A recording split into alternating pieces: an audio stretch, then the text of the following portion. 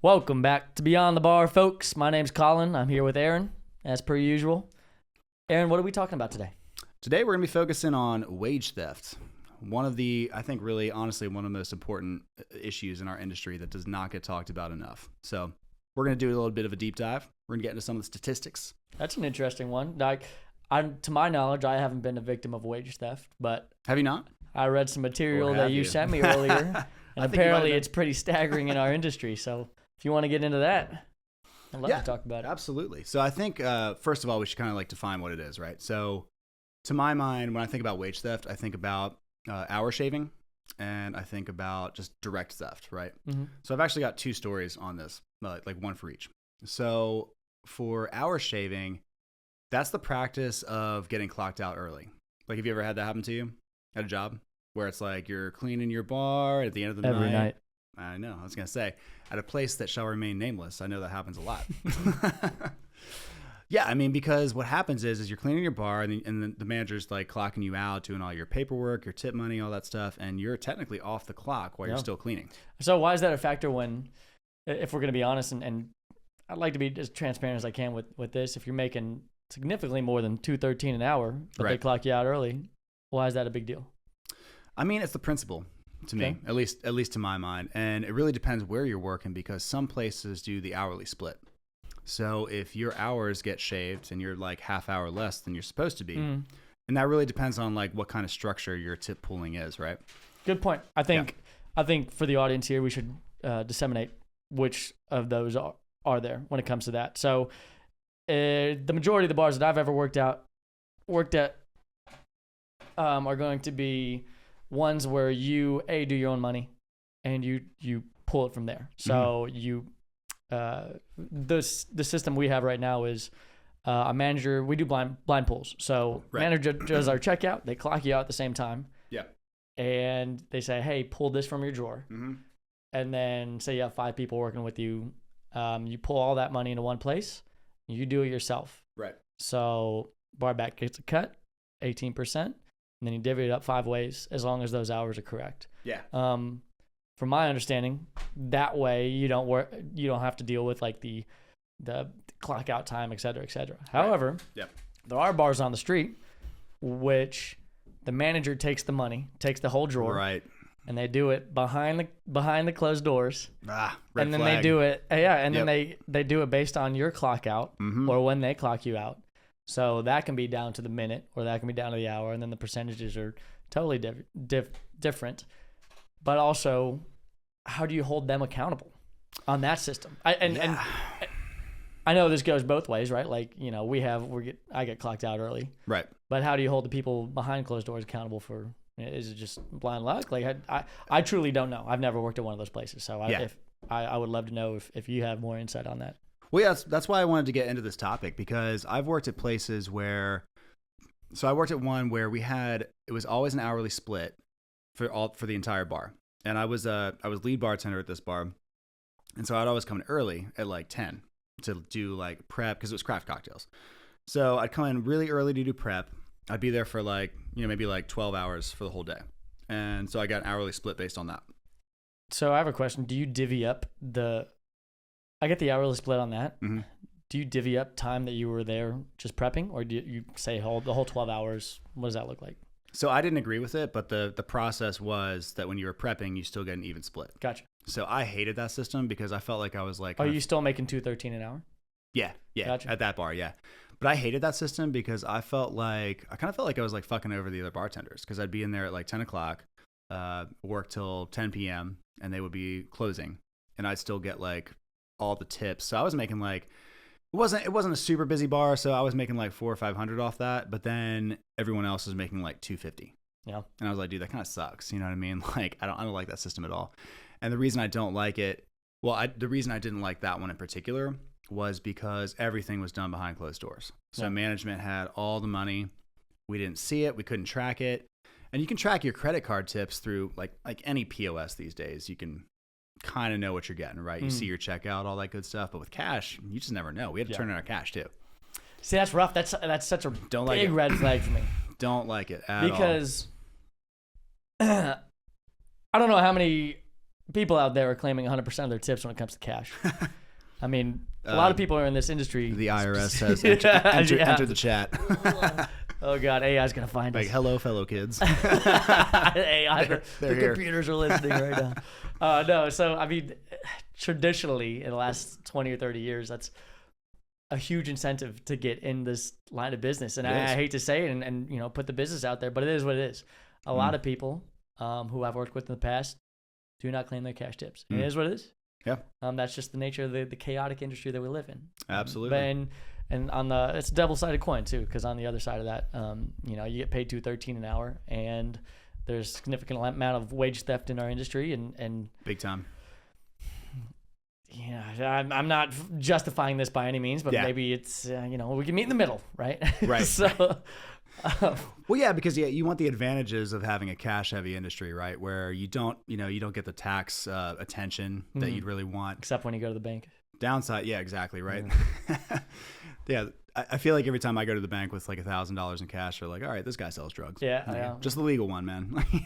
Based on that face, you're definitely a stripper. Oh yeah, you know it.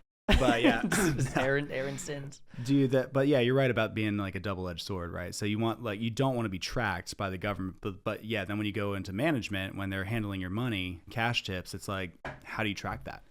The only way that I've ever found that works is you got to count your bucket. You know what I mean? Like your cash bucket, you got to count it beforehand, and you got to know down to a T like what all the percentages are. Yeah, but then you have to have 4 other people count their cash over. And And do you trust your math? Yeah, do you trust someone else's math? And I hate to get you off track here, but like the only times that my drawer's been significantly off is when I'm counting a significant amount of cash tips at the end of the night, switching them in for other bills, and then you know I'm an idiot. I just get lost. I can't count. We all do it, man. But we have a blind drop system where I work. So you put the cash in the machine, and then it gives you a number out, and then you give that to management, and they say, "Hey, this number isn't adding up." Oh, and then I get written up for it. Right. You know, and other places I've worked at, that's a good segue to saying, how do you hold people accountable? Yeah. How do you hold businesses accountable, and how do they hold you accountable? Right. From a theft from the business. And I hate to side with I hate to be like siding with the company on this, but I do kind of get why they do the blind drop.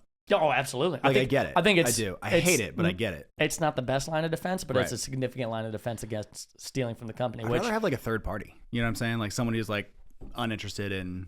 You know, but that's tough, right? Like because how do you bring in a third party that you don't know? Oh, you can't. And they don't know, and they're counting money to they don't know either. And then you got to pay them too. Like I guess that's like what I'm saying too. Is just like there's such a disconnect between like counting your money and then how you get from point A to point B, right? So it's like at the end of the night, you've got all this cash, you try to keep track of it, but no matter how like transparent your process is, you're still going to be losing track of it at some point, unless you're the one doing the money from top to bottom. And I mean, we've experienced it before where managers go in, they're in a closed room with no cameras. I have zero way to prove if you decide you want to take $50. There's no way I can prove that. Absolutely. Like, whatsoever. And even if I count my money in the cash bucket, the only way you could prove that in court, so to speak, is if you like take a video of like all your money. I think server tip outs is a good example here. If you work a shift where they have a lot of servers and their tip out say to the bar is it's gonna be really hard to explain for people not in the industry, but servers tip out the bartenders to make your drinks. Say it's 5% of liquor sales or whatever have you, which is we're gonna on another tangent a little fucked up because how trackable is that from the server to the tip out? Well, that one's actually trackable, but it is. But you got to track so much too. You know, I mean, you got to track your tips, you got to track your coworkers' tips, you got to track server tip outs, bar back. So all the servers in this instance are going to put their money in a pile, and then they say they have 2 bartenders working on the shift, or 3 or whatever have you. Then because we're on hourly, we split our tips hourly. Say someone else gets cut early, and then you have to go in and provide another level of, this person worked 8 hours, and then here's 4 hours of the server tip out. It just gets incredibly difficult when you're hand tracking this all the time. Yeah. 4 times a day, 7 days a week. You know what I mean? And that's the thing. I would say that, and we can get into this later, but I feel like you have to. You know, it's almost like a sense of responsibility, like not only to yourself, but to your fellow bartenders. I know we have a coworker that we've worked with before. I don't know if we're mentioning names on this, but like she is always on her tip tracker. Like every time, every shift, she's on it. You know, and I appreciate that because she's brought up some like discrepancies that I hadn't really focused on. Yep, we had that happen when I remember at a place I used to work at. We had a big switch from getting all our cash at the end of the night, even the credit card, instead of putting that in a pot, right? And then having our credit cards go on. Our credit card tips go under our actual paycheck. Okay, and then when that whole discrepancy was going on, right, payroll was messing it up so bad. Every week. And then you know the accountability in this industry. Not a lot. Non-existent. Man, we're just naive, blind. I'll take my money. That sounds good. Nah, that feels right. Yeah. It's crazy. I mean that's on us. That is well, yeah, but right there is absolutely on us. And that's a thing, like one of the like of all the thousands of things that are so unique about this industry, it's like that's another one, right? You have to manage your own paycheck. Like where else do you do that? You know? Like sales commissions, I get it, but where else are you trying to track down to the penny what you're making? Yeah. You know, it's just bartending pretty much. Yep. Because the company's paying us $2 an hour. They don't really give a shit. If they're selling booze, they're happy. If your drawer's right, they're happy. But as far as your tips, they've got zero incentive to to enforce that. You know? Yep. So to me, that's like one of the biggest problems. So I think the theft a lot of times is accidental. But I also know there's intentional theft, and we've talked about that before. Like there's pretty high profile case in Nashville. Probably can't get into it for NDA reasons, but I mean it definitely happens. You know, to my knowledge, that was public knowledge.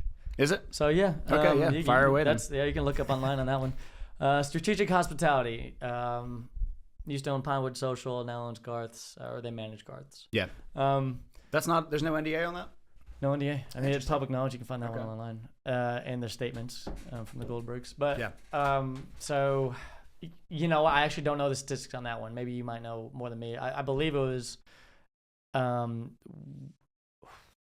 wages getting tipped out improperly to hostesses in back of the house, and all getting pulled into one in a different wage bracket than more skilled workers or non-skilled workers. Gotcha. Agreed to. Okay. And I think that was a very loose version of it. Yeah. I know M Street. M Street too. I didn't realize M Street. Yeah, same logger too. M Street. Yeah. M Street back in the day, I had one too. For the same reasons. Yeah. Yeah. Well, and that's the thing. Like, and for anyone watching who's not in the industry, you put all your tips in. You're basically pooling everything you get for the entire night, which in some cases is, you know, thousands and thousands of dollars. Like we've worked on Broadway, it gets pretty crazy. It's a lot of money. Yep. I mean, it's a big deal. And the thing that bothers me about the wage theft is just that I feel like it's so rare for a company to really give a shit about actually making sure everyone's tipped out properly. Absolutely. I mean, there's no incentive. Why would you give a shit? I mean, these guys are paying us $2.13 an hour. They do not give a shit. Oh my god! And like the amount of times where I feel like the attitude with like owners or management towards bartenders is kind of like, well, fuck it, you're making good money. Yeah.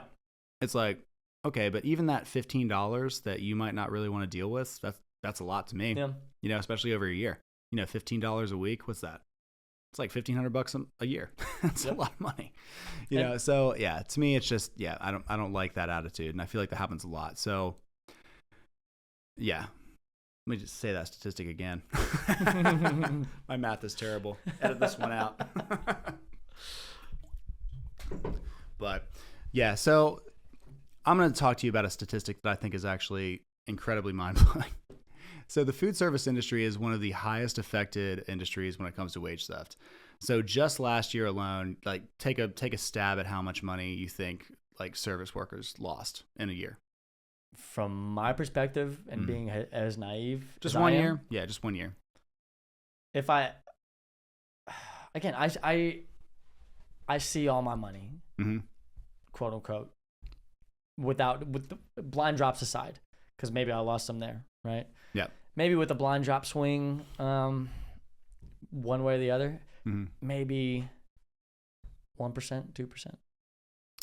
Of your total income? Yeah. Okay, yeah. So I'm just saying like overall, how much money you think overall service industry workers lost last year? I can't even talk to that because I come from my perspective where I think that's what it is. Yeah. What is it actually? The actual amount of money that was recovered in lawsuits last year, and this is not even counting anything that's like not been resolved, it was like $30 million. Like last year alone. From wage theft? Yeah. Just in our industry. Like not the entire US. It's just our industry. Wow. Yeah. It's insane. So this to me like speaks to how important it is. Like you gotta track your shit, man. Yeah. You know, because the employer's not gonna do it. Yeah. How did the people even find out that they were getting stolen from? Or was that just like lawsuits? Yeah, like Strategic or M Street or whatever it is, like same shit. Yeah. So that's only the ones that actually get caught. Oh god. But if I went through every job I ever had and like reported all the wage theft, I probably got like 50K coming my way. Dude, that's crazy. I'm not gonna lie, man. And just thinking on that one too, it's 30 million of the people that actually report wage theft, or that they know that the wage theft is happening to them. Well, $30 million, right? The total amount, yeah. Right. But that's not counting for the people that representation in our industry is non-existent when it comes to laws. B, I mean it's probably 300% more than that.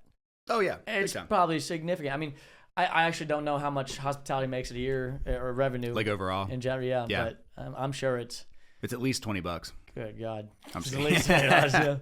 That's a drink in Nashville. I also have to take a moment to just express how bad my math was on that last thing I said like 2 minutes ago about $15 a day. I think I said $1,500 a year. It was way off, dude. I don't know how I have an MBA. I'm stupid. It's not about knowledge, it's about personality. You know what? That's true. That's very true. Oh my God. All right. So there is one other way that we experience wage theft in this industry that not a lot of people really think about, but it's pretty prevalent. It's in the healthcare area. So a lot of people don't realize this, but we experienced this at a place that we worked, right? Where they would always try to keep our hours under, I think it's 36 or 32. I can't remember what the official number is. It's somewhere in there, right? It's 30 or 32. Something. So we'd have a lot of weeks where all of a sudden you get 2-3 shifts on your schedule. And you're like, why the fuck am I getting 2-3 shifts? Well, they're trying to keep you under that hourly to make you full time. The reason they do that is so that they don't have to offer you health insurance, because there's a loophole with the federally mandated healthcare. Typically, when you start a job, you have 90 days to get benefits from your employer. They have a 3-month grace period, basically. And that applies to any employer in the U.S. But there's a loophole. For a year, you can evaluate whether or not an employee is full-time. So what they do is they keep you under full-time, and they keep that year period, they just keep bouncing it forward. We're still evaluating. They're not full-time. So that's why you're not getting 5 shifts a week, in case you ever wondered. And that's like a crazy version of wage theft that no one really ever thinks about. That's insane. That, a lot of these companies can afford to have 60 bartenders at a bar. We're disposable, dude. And keep them at 20 hours because it's $2 an hour. Because Broadway is the exceptionally rare demographic in our industry that we make significantly more than a lot of the other places in the service industry. Mm-hmm. And people are jumping to go to these bars. Because of that. Big time, yeah. So then you have 60 people at a bar. Everyone's getting 20 hours a week. They don't have to pay you healthcare. Right, absolutely. They don't pay us anything. Like if you really think about it, $2 an hour. What's the last time you've seen a paycheck? Oh, in Broadway? I don't think I've ever seen one. Yeah, I know we technically get like our like pay stubs, but I don't even look at it because it's always going to be zero. Yeah, and I mean that's like one reason that they don't cut. Same thing, right? Why would you cut if it's not costing you any money? Yeah. I mean, for a bartender to work an 8-hour shift, you're paying them, let's see, $2 an hour, 8-hour shift, $16, right? $2.33, maybe bump it up to like $19, like, oh shit, that's a lot of money. But you're eradicating that with 2 drinks, like 2 drink sales. So it's like you have no incentive as a bar to, to cut anybody. But then on the flip side of it, if you're trying to make sure you don't have to pay healthcare costs, you keep the hours low. So that's why they overstaff. So they got 60 bartenders, everyone's working 3 shifts a week. Your costs are so low. I was always wondering why management, just in any service industry job I've ever worked at, always gets irate when you get an hour of overtime at $2.13 an hour. I'm like, what are we doing here? Yeah, right. And I didn't realize that it's laws like these. 100%. Start stepping into. It's a loophole for them, and it cuts down their costs. I think it cuts down their taxes as well, because I think you get taxed on the healthcare program too.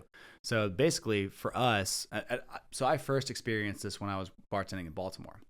I told my manager, I was like, dude, like I want to make more money. Like, can you put me on like 6-7 shifts a week? Like I'll work doubles, whatever. And they always said no. I'm like, why would you say no to that? Like, you're not paying me anything, you know? Yeah.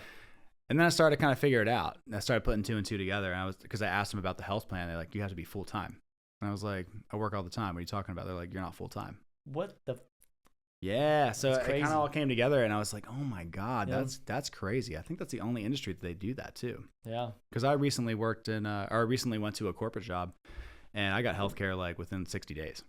And it's just automatic. It just comes out on my paycheck. It's so weird. Grass is greener, or like different life, whatever. Oh my God. Yeah. You know, that's a good segue to talk about, especially with wages, a bartender versus manager animosity.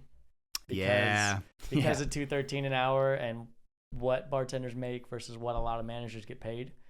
There's discrepancy there, especially on Broadway. Mm-hmm. And there's a lot of jealousy, and there's a lot of, and that has a trickle down effect, because now the instance like you just said, you have bartenders are getting paid $2.13 an hour. What's the incentive to have someone, if it's super slow, have someone get cut, or get staffed more, and then it comes to a personal decision, an emotional response. Yep. Oh wait, no, we don't want to cut them because what's it costing me? $2.13 an hour. Yeah.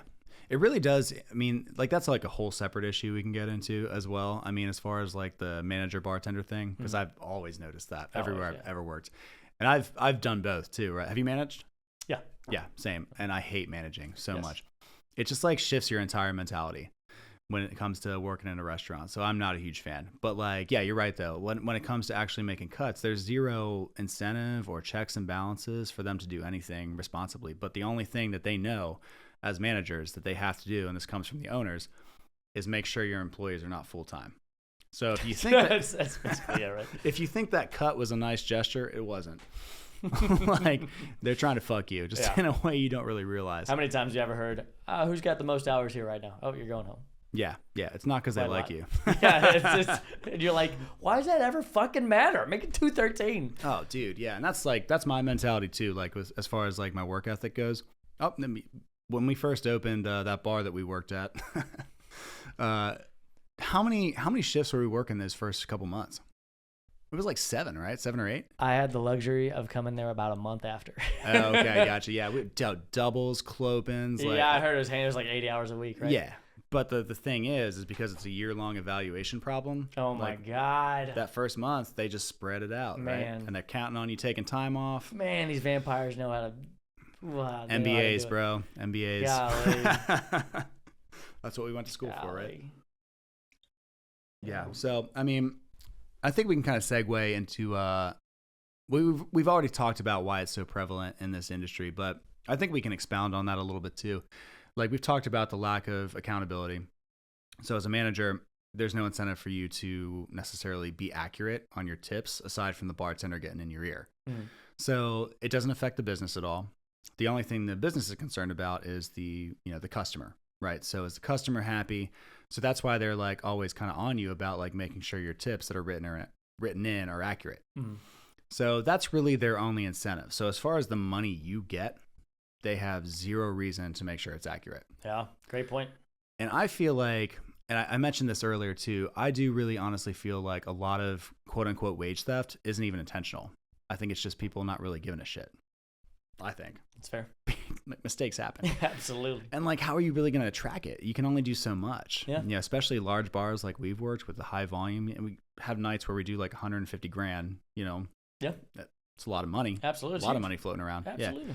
Yeah. You say 20%? Well, in volume, I want to say that same group that we used to work for, we said our average was like 17% for tip average. And I go, I don't know. 17? Oh man, you were high. So I was like, there's not in volume. Like in craft. Oh yeah, big time. Yeah. In service, in dine. Yeah. Maybe. Mm-hmm. fuck all on a Friday and Saturday night when your average demographic is 21 in 2 days. You know what I mean? They don't really like tipping or know how. No, or know how. Ignorance is bliss, I guess. We were all 21 once. Oh, man. Yep. What a year. But, yeah. No, you're right. I mean, we just do such high volume there where it's like you might have an error when you take your pool, and we never know about it. Mm-hmm. It might be off $20. Mm-hmm. And you think about it, like, in the moment, it's like I'm walking out with, like, $800-900. Someone says, hey, you're missing $20. I'm going to be like, yeah, whatever. You know what I mean? And it's kind of like we do it to ourselves sometimes because you just get the money you get and you walk. But the fact of the matter is, a lot of times, and probably every night, there's going to be inaccuracies. So and there's no way to track that or measure that. But it's probably every night. It could be thousands of dollars every year, and that shit adds up. Absolutely. It really does. I don't know. I think of the volume that we do, it just seems to me like there's got to be like a pretty significant error. Oh, absolutely. Man, I was thinking about this the other day. We had a banger of a night. I think I pulled, it was like 12 grand in gross sales on the drawer. Damn. Smoking. His hand's still hot? Let's see. Dude, it hurt. My body hurts after that one. But you talk about the discrepancies of that one. Like you're pulling, say on average you pull, we'll say on a Saturday night you pull 12% of that in credit card tips, mm-hmm. and maybe X amount in cash or whatever have you. But again, the blind drop. Right. Like when you're messing with 12 grand in sales and then 20 to 30% of your transactions are cash at a higher rate with 20, I mean, we're infallible. Yeah. You know what I mean? It's going to happen one way or the other. And then when the blind drop matches up with the number that they tell you to pull out for tips and the blind drop doesn't add up, we don't know how much it doesn't add up one way or the other, whether there's too much in the drawer, there's not enough in the drawer. Mm-hmm. Usually 9 times out of 10 when instances like that happens, not enough in the drawer. Yeah. And then you don't know what money you're literally leaving on the table. Right. And how do you track it? There's no fucking way. And like to add to that too with the blind drop thing, the reason I really don't like that is because it's always on us. Mm-hmm. You know what I mean? And granted, it's cash handling, so I get it. Like you are responsible for your drawer. But that being said, managers come into drawers sometimes. Mm-hmm. All the time. Change, especially on busy nights. Yeah. Oh yeah, big time. There's no way of knowing. We've had your fellow bartender might be on your drawer. So basically, like if you had a fellow bartender that was like out for you, like they wanted you to lose your job, where we've worked before, how easy it would be to just pop the drawer open, pull 200s out. Damn, you're right. So easy. I mean, there's no way to prove it. Yep. I mean, you can check cameras, but if someone's pretty sneaky about it, like, what are you going to do? You're absolutely right. That's why I don't like the blind drop, man. Yep. Like, I really don't. I'd rather bring my own bank in. I had an instance where I was off. I think it was from money. I worked a double. And I think I remember that. Was it first floor? It was Buckle. I think it was first floor and then Buckle. But okay, yeah. I came back, and it was a banger of a night. Yeah. And my drawer was off $200. And to the best of my knowledge, I think I remember that. I think I was there that night. The absolute best of my knowledge. I have no fucking clue where that $200 went. And I bit the bullet and I said, I don't know where it went. Yeah. Here's what I made in tips. Here's $200 from that tips. Yeah. Do you still get written up for it? I still got written up for it. Shit. A, was at the right? Oh my God. A, was at the cash handling, right? But A, was at the right call. Should at a certain point, if I'm still going to get written up for it, should it be like, well, it isn't yours. Yeah. You know Too many people in the drawer, man. Yeah. I've never liked that. Yeah. And so, I mean, that just really gets, like, reinforces, I think, what we're trying to get across here is that there's no way of tracking a lot of this shit. It's so hard to maintain, and it's so hard to really, like, stand your ground when it comes to an issue, especially if there's a short drawer or your tips at the end of the night, cash, because there's no way to track it. There's no incentive for managers to actually, like, help you out with it. And the ownership doesn't really care. They're all concerned about sales. They're concerned about customer service. They're concerned about the bottom line, right? As it should be. It's a business. But I feel like in that situation, we're always the ones getting kind of screwed because we don't really have anything to stand on. We have no leg to stand on when it comes to those arguments. So that, I think, really is an aspect of wage theft that it's not intentional. It's just that we bear all the risk when it comes to that stuff. So I think we're getting royally fucked on that when it comes to bearing the responsibility. Absolutely. And that's like one of the areas of wage theft that I think this industry needs some like reform in, because you know, at the end of the day, what would be the first, if you had a list of 5 things that need to be reformed about this industry, what would be give me the first 3. Oh my God. Well, yeah, what we're talking about. So I would say just the cash handling process. Yeah. First and foremost. Some places do it really well. A lot of them do not. If we're doing another one, I would say, mental health. That's a big one. We can get into that some other time. And then I would say probably, man, there's just too many. Yeah. I forget. Speaking of my mental health. Yeah. It's just a tangent there. I remember when I first started in the industry, there was like a popular, this was before memes were a thing. There's a popular saying that before memes. Was there such a time? Yeah, I was a fucking dinosaur. So there was a saying that bartenders carried more stress than neurosurgeons. Oh, I did see that. Or something like that. Yeah, it was like a study. Same lines. Yeah. I go, I don't mean to brag, but I can bartend. Am I have a shell of a person? I don't know. Sign me up for medical school. Yeah. Yeah. Like, I got this, guys. Yeah. Oh my God. Yeah. No, I think, I would say the wage issues and mental health, those are the 2 biggest for me. Mm-hmm. I feel like they're so prevalent, and they're important issues, man. And like, we can segue into just this idea that there are so many significant impacts that come from, improper cash handling. When you talk about service workers and how we deal with it, like if you have a place that's not doing it right when it comes to tip management, tip pooling, all that stuff, and we can bring up some of the former lawsuits too. The impact to those workers is it's insane, because we're not rich. We do well, I feel like, as Nashville bartenders, but like when it comes down to it, if you're off $5,000-$10,000 a year because of wage theft, maybe not that much, but even nowadays that's half a beater. Yeah, right. Sure.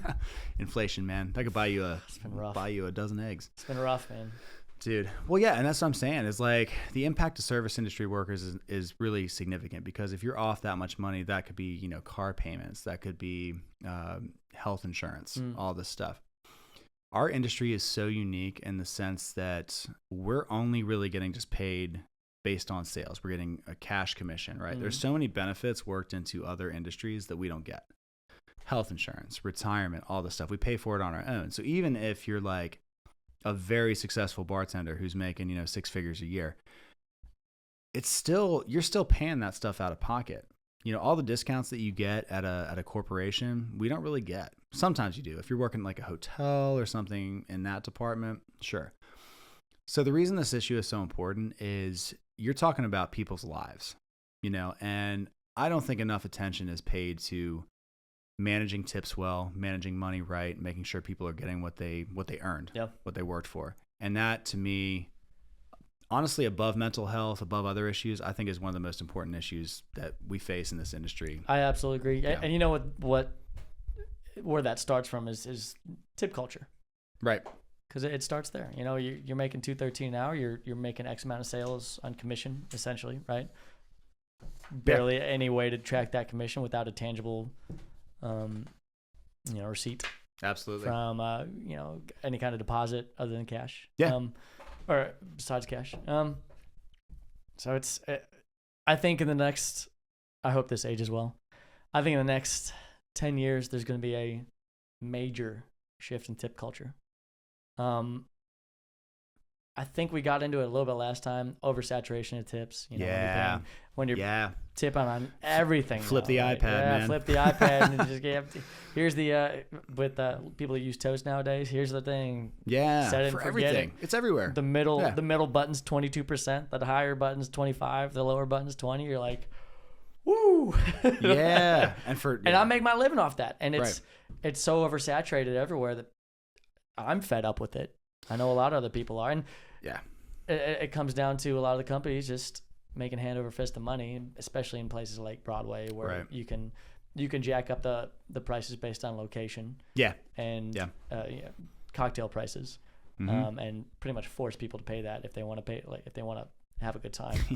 And it's a location based business. And you know, if you go to Michigan, the outskirts of Michigan, right, they don't have anything like that. It's $3 beers up there. Yeah, $4 old fashions, man. Yeah, so location. I mean, again, you get a maraschino cherry and some soda water in there. Damn right. And I know those bartenders are getting tipped better, right? So, Yep. Respectively. Right. We have more volume, but it is what it is. Yeah, our percentage is pretty low, but yeah. That being said, it's honestly the tip management. It's almost like epidemic in the industry, and everything's so informal, and I think that's why it's so hard to manage it. So, I think I talked about this last time, but I will tell this story a million times because I think it's crazy to me. So last year I went to a Ravens game in Baltimore, right? So I go order a beer. And I'm talking to the bartender, and we're just kind of shooting the shit. Oh, yeah, you told me this. Yeah. So I no go to tip pay. It goes to the company? Exactly. Like, what the? So I go in. I'm about to smash that 20%, right? You know? Yeah. And she just goes, "Don't tip." I'm like, "Don't tip? What are you talking about?" And she tells me that all the tips go straight to the catering company. I was like, "Are you kidding me?" It's insane. Dude, you want to talk about wage theft? Yeah, oh my God, there it is. That's like flat out. I hope that was all $30 million. Well, dude, yeah, that's crazy to me. That blew my mind. Well, the thing is, it's not even a lawsuit because they're legally allowed to do that. How are companies literally asking for handouts based on the structure of the chaotic structure of our society in the United States that we're based off tip culture, and they're taking advantage of that? Is that not insane, dude? Well. Not to segue too much, but you know how at grocery stores when they ask if you want to round up for charity? Yeah. You know why they do that? Is it because they get to write off the... Yeah, it's tax break. That's insane. And it's kind of the same thing. But yeah, that shit blew my mind. Honestly, I thought it was the craziest thing. Makes my fucking blood boil. Oh, me too. I was mad. Crazy, so I gave her cash, obviously, because I'm not going to stiff her, but it was, that was very eye-opening for me and really just spoke to how not all corporations, but some can really be very nickel and dimey. They try to get money any way they can. And unfortunately, we're part of that equation too. Mm-hmm. And it's how can we make the most money and pay the least? I mean, that's business. I get it. But you have to be aware of your rights, and you have to understand what's being taken from you and why these things are happening. I think there's got to be another culture shift. There has to be a big culture shift in representation. Yeah. One of the reasons we're doing this is to make people more aware of their rights. Yeah, big time. Now it's going to be mostly based out of Tennessee laws. Right. Further more on this podcast, but we like to broaden that horizon too. Absolutely. But yeah, we just need to this industry has been so chaotic since the 40s with representation, with wages, with how tip culture even started, and we're not in the 40s anymore. No, not at all. So do you want to talk? I know you want to talk about we're talking about wage theft, accountability. Solutions. I know at one point you said the U word. Yeah. I'd love for you to elaborate the union word. Yeah. It's a bad word. All right, so here's my thing about unions. I do like the idea of strength in numbers, right? But I do have a problem with unions. I think that the unions of the service industry in particular, or the unions for all unions? In general. The problem being there's just so much involved in a union that really shifts the balance of power in a good way to the workers, which is positive. But you got to think about why do unions exist? Right. Because they want their cut. There's still somebody at the top. They want their cut too, baby. There's still somebody at the top. So I think the most important thing is not necessarily a union. I briefly worked with some people who were trying to do one in Nashville, and it became apparent pretty quickly that it's just not going to work here. I think that a lot of people in Nashville in particular, I'm not sure about elsewhere, but I will say there's kind of this gunslinger mentality in Nashville. People are like, I'm on my own. Yeah. That's I was going to say and I love it, dude. I really do. I mean, it's talk about we don't want the government to get too big. Yeah, exactly. I get it. I'm with it, man. I'm with it. Driving that chaos. I will add to that though. Strength in numbers is a real thing and it's positive. Mm. So we've both been a part of movements within a bar where basically everyone gets together and agrees on something and you make it happen. That's important. And I think you should always do that. One of my number one rules when it comes to standing up for your rights as a bartender is you got to talk to your coworkers. You got to communicate. You got to be on the same page. And unfortunately what happens a lot of times, especially in bartending, because it's such a competitive environment, is you get a lot of people sniping, right?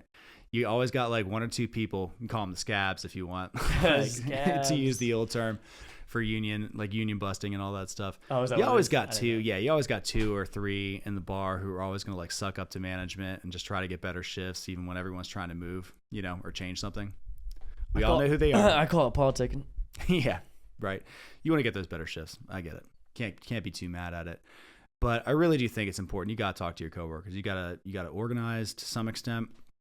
I'm not talking about paying union dues. I'm talking about maybe grab a beer after work, talk about the things that need to change, and just be on it, And you really gotta stand your ground. You gotta understand your rights. I mean, we've experienced in our time a shift in our closing duties. Remember that, where it went from clocking out after you're done to clocking out before you clean.